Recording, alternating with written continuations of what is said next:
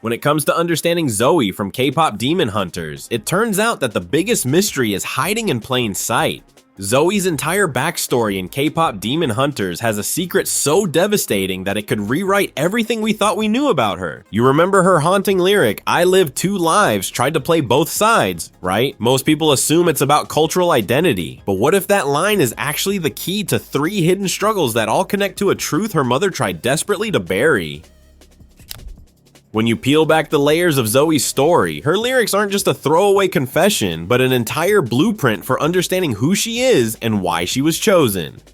When you put them together, suddenly the supposed plot hole in Zoey's backstory isn't a mistake at all. It becomes the very heart of the story. Let's start with the surface layer, her cultural identity conflict. Zoey grew up Korean American in Burbank, California, which sounds simple until you realize what that actually means for someone caught between 2 cultures. In America, she's too Korean to fully blend in. In Korea, she's too American to be fully accepted. It's the classic push and pull of code switching, 2 different versions of herself depending on where she is and who she's with. That alone explains part of her lyrics. She is literally living 2 lives, never fully at home in either, and the way the scene plays out, her singing while being visually torn apart, cements this theme of fragmentation. But here's the thing, the story doesn't stop there. It goes much into the second meaning of 2 lives, and this one hits much closer to home. It's easy to miss unless you're paying attention to the details in the animation. In the sequence, we see Zoey being pulled apart by 2 hands, one male, one female. That's not just symbolic art, that's a direct reference to her divorced parents. She's caught between them, forced to shift her identity depending on who she's with. And just when you think that's the full explanation, there's another subtle clue that flips the scene into something bigger. The magazine she's holding slips to the ground, and what's on that cover? The Sunlight Sisters. That's not a coincidence. That's deliberate foreshadowing. At this point, it seems her 2 lives aren't just about culture or even about parents. They're pointing toward a secret her family has been hiding all along.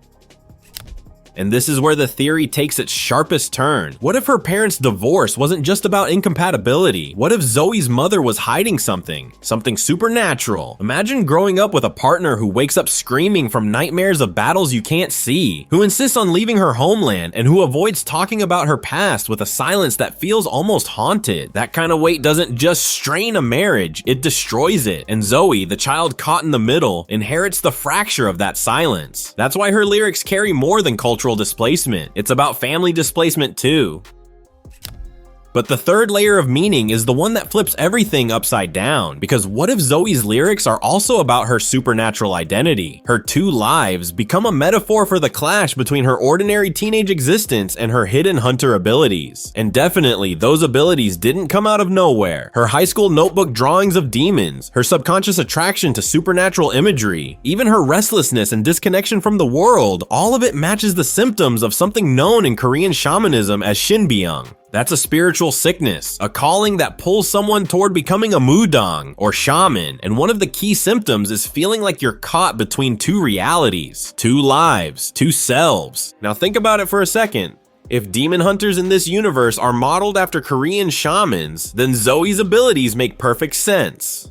In shamanic traditions, there are 2 main paths to becoming a mudong. One is through bloodline, passed down from parent to child. The other is through a spiritual calling, usually triggered by suffering or trauma. Here's where the puzzle pieces click together. If Zoey's mother was one of the Sunlight Sisters, Zoey would already carry her hereditary potential. But because her mother hid it, suppressed it, tried to bury it under a normal life, Zoey's powers didn't disappear. They surfaced as a spiritual calling, erupting in her restlessness, her fragmented identity, and her haunting sense of never belonging.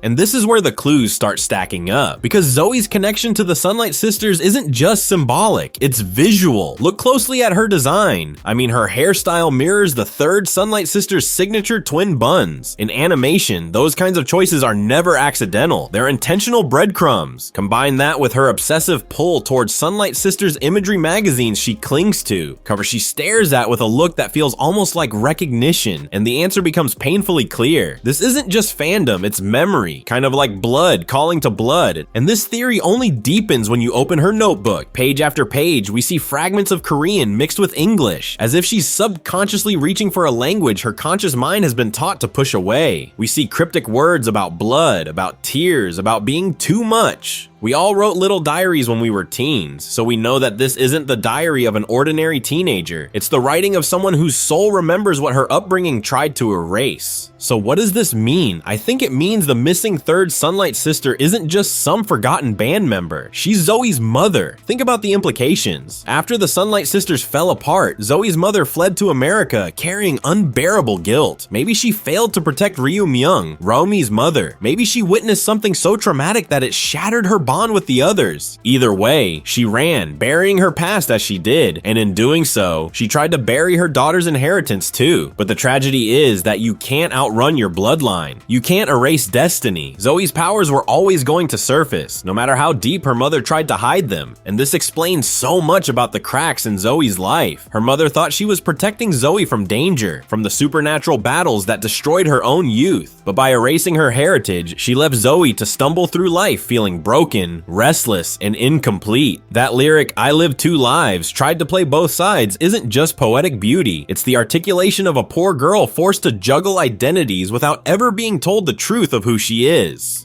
And this is why Celine's choice makes perfect sense. On the surface, it looks like pure coincidence. Or how do you explain why out of millions of performers, she just happens to pick Zoey? But when you consider the connection, it's no coincidence at all. Celine knew the truth long before Zoey did. The calling was already there. The only question was when Zoey would stop running from it and finally step into her role. So when Gima cuts into her with those words, "You're too much and not enough, you'll never belong anywhere," it's more than just an insult. It's the voice of her deepest wound. When you fit all the pieces together, Zoey's arc looks completely different. What seemed like a random backstory gap is actually the very foundation of her character. Every struggle she faces circles back to her mother's decision to run, and that's what makes her story so devastating, because her mother wasn't trying to hurt her, she was trying to protect her. She wanted Zoey to have a life untouched by demons and shamanic duty, but in burying the past, she left Zoey adrift, broken by questions she was never given the answers to. But despite all of this could also be the very reason that makes Zoey really powerful. When you think about it, her insecurity about being too much and not enough is exactly what fuels her transformation. That restless ache becomes the spiritual fire that allows her to step into her role as healer and anchor for Huntress. And her American upbringing, her Korean heritage, and her supernatural destiny eventually fuse into something new. That's why the lyric, "I live two lives, tried to play both sides," ends up being more than just a confession. It's foreshadowing. It's a prophecy. Zoey's not meant to pick one world. She's meant to bridge them. And if you've been watching closely, you know that's exactly what the Sunlight Sisters symbolized in their prime. Performance as ritual, music as protection, blending pop culture with shamanic tradition to guard the world against the darkness. Which means Zoey isn't just carrying her mother's legacy. She's destined to evolve it. So yeah, that mother-daughter reveal doesn't just reframe Zoey's past, rather, it set up the future of the entire series. Can you imagine the emotional gut punch of a sequel where Zoey learns that her mother was the missing Sunlight sister all along? That everything she's been searching for, the belonging, the heritage, the truth, was hidden in plain sight? That the very woman she thought abandoned her culture was once a warrior who carried the weight of protecting it? It'll be epic. Regardless, it is clear that Zoey isn't just another recruit. She's the living bridge between generations of demon hunters. Her story ties the legacy of the Sunlight Sisters to the future of Huntress. So when fans say there's a plot hole in Zoey's backstory, the real twist is that there isn't one. The gaps aren't mistakes from the production, but are mysteries waiting to be uncovered. And the beauty of it all is that Zoey doesn't need the whole truth to find her place. She proves that even when you inherit trauma, silence, and secrets, you can still build belonging out of fragments. You can still write your own story. And it's a wrap for today's video. Thank you for watching till the end. What do you think of this theory? We'd love to hear your thoughts, so be sure to leave them in the comments down below. Don't forget to like and subscribe, and we'll see you in our next episode.